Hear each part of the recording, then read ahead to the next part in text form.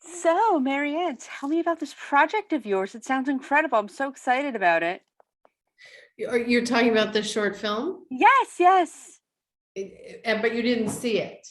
Not yet, but I'm so Okay, excited to view it. I'm like so thrilled. great. So what would you like to know? Tell me little bit about its origin, what you've done, the work you did in it, the casting. I want to hear all about it. Okay, cool.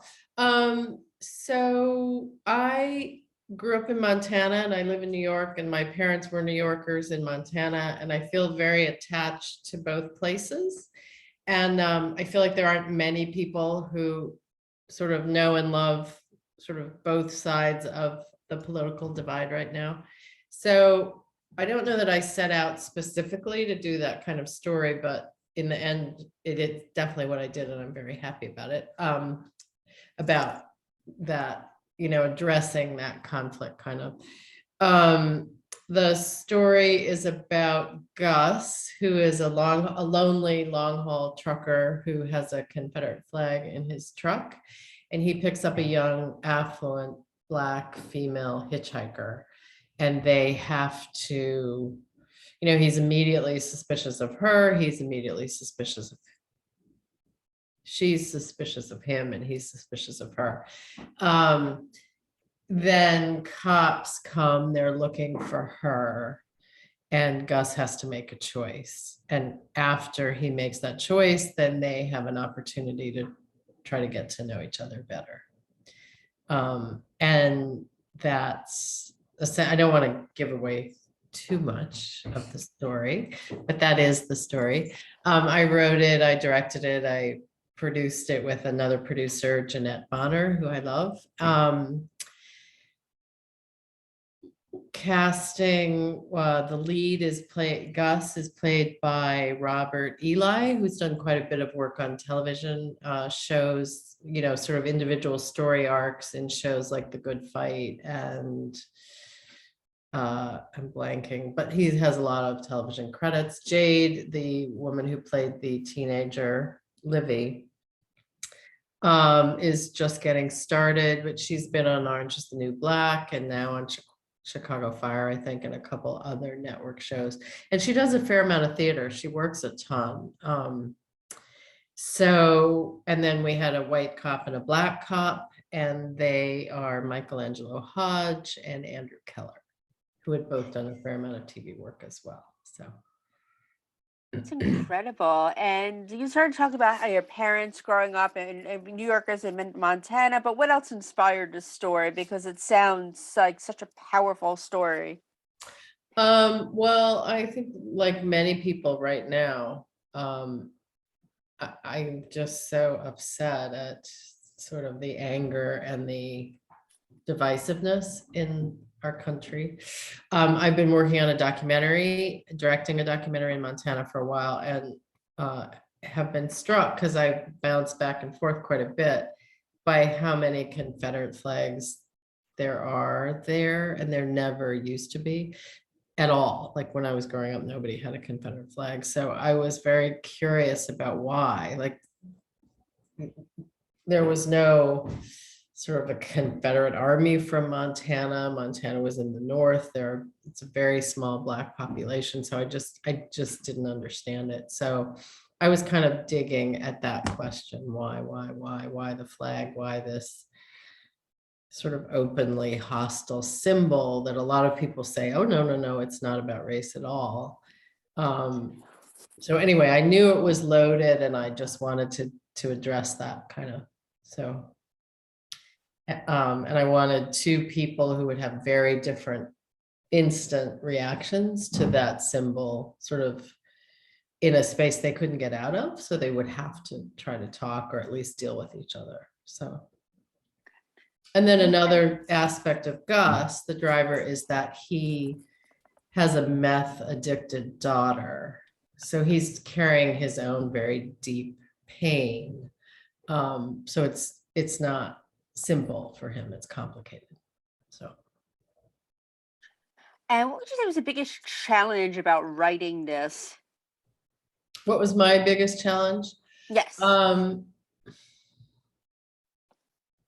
Well, Well, it took a long time, I would say, for a film that's 14 minutes. What was my biggest challenge? Uh, it would, and I'm not sure this was successfully dealt with, but there was never a real reason to get her in that truck in a very short movie. And I'm expanding it now, and I've spent sort of 10 pages on getting her in that truck, in a more organic way. So that's not necessarily a challenge, but I didn't have time to flesh that out. And it's a question that comes up sometimes. But I also wanted to be, I'm not a young Black woman, and I wanted to make sure I was, I'm not a middle-aged white truck driver either, but I wanted to make sure that the character I created in Livy was, I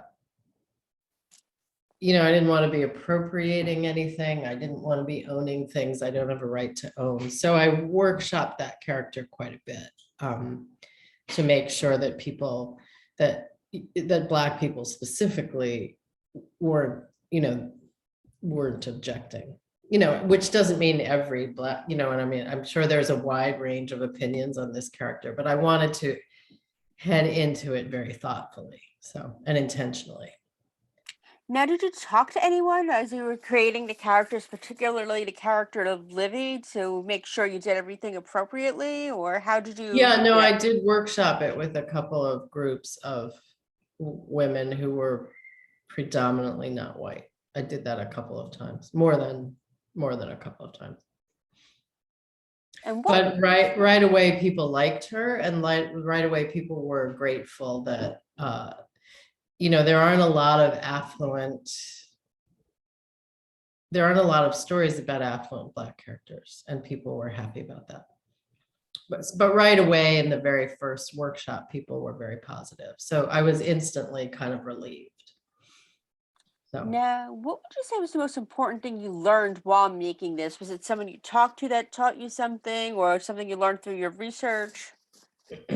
in terms of shooting or writing, would you say? Both. Okay. I've been thinking about this a lot as I'm expanding the short, but how literally every beat and every scene and every page has to provoke the next thing, and how difficult it is to set those up organically. But there are moments where I remember, someone saying, well, wait, you have to do this. So then I would have to do that. And, and it doesn't pay off till all those moments are in there. So, but they don't write themselves, let's say. Right. That was a big learning experience for me. Another thing was, once it was written, standing back and taking out all the emotional language, which is so important when you're getting the story on paper, to let people know where you're heading and who the characters are and what they're feeling. And then I worked with an acting coach and a directing coach, and he's like, no, take that out, take that out, take that out, so that the actors then have something clean to work with. So that was another lesson, was super interesting to me. Those were the writing lessons. The production lesson is always allow yourself an extra day or two, regardless of how much it's going to cost. And I don't think there's a director out there who wouldn't say that's the lesson. It's true. It's true. And Yeah. yeah, what's next for you? What do you have coming up next? I'm expanding Queen of the Desert into a feature, and I'm getting ready to try to shoot another short in the fall. And I have a Oh, couple other projects going too. that's incredible. We're gonna have to have you on again to talk about all that, Oh, that would because be great. Thank yeah, you, you're Sammi. you're such a talented lady. So I Oh, think well, that's thank you. I yeah. appreciate that very much. Yes. Thank you. Yeah, of course. And one thing I like asking people I interview is, tell me something fun about yourself, like a fun fact. Fun fact. Fun fact, I overpack always. And I'm saying that because I recently flew back from California and my bag heading out was 49.5 pounds and it was 70 coming back. And I did not shop. So I literally have no idea how I picked up 20 pounds out there. So that was, my friends would all laugh, and there have been many scenes of me in airports, like tossing stuff out to be able to get my bag on the plane. So I don't know if that's a fact or a fun fact, but that's what came to mind. So, That's cute. I'm the same way. It's like, how do I end up with all this stuff? And it right, always seems right. heavy. It always seems heavy to come home. But like, especially like you said, if you don't shop, if you're just like, Yeah, I what am I literally have taking home? All the no idea. sunshine? Yeah, I have no idea. Literally, I did. It's not like I went and bought a bunch of boots or books or anything. Yeah. I didn't. So anyway, Yeah. It's like, maybe a couple of little souvenirs here and there. And then I'm like, okay, that doesn't weigh 20 pounds. So yeah, maybe I'm bringing home California sunshine when I go. I don't know. yeah, yeah. Well, the film got a prize, so I was Yes. the trophy, but I weighed that. It was not. It was 2 pounds. It was not 20 pounds. So anyway. And since we also do TV and movies, what are you watching on TV these days? I just started Anatomy of a Scandal last night. So Oh, what do you think so far? on the fence, ask me later. Yes, I yes. need to get more into it. And then I also finished the third season of Sex Education recently, and I do really think that's amazing. That's a good I just one think too. they're such great characters and their connections are so genuine. So I love it. And Mhm. and what would you say was your guilty pleasure TV show or movie? Well, I would say my COVID winner by far, and I don't feel guilty about this at all, was Call My Agent. And I just loved it and I miss it so much. So, Nice. yeah. And where can we follow you on social media so we can continue to follow your career, this movie, Well, your next movies? I'm definitely on Facebook as me. I have an Instagram that is at Queen of the Desert Film. And there's a Queen of the Desert Twitter, but it's been having some technical problems, so I would not feed anyone to there. So let's just stick to Instagram and Facebook. Yep, sure. Yeah. I don't know. Mine is acting up too. I thought it was just me, but there's something going on with the Twitter lately Yeah, that we I'm think like, that there's something big has going on with Twitter, I think. So something big. yeah, exactly. Well, my dear, it's been a pleasure speaking to you. Good luck, Really and I great can't wait. speaking to you, Thank Sammy. Thank you. you. Of course, and you're welcome back anytime you want. Great. Thanks so much. Thanks. Bye. Take care. You Bye-bye. too. Bye.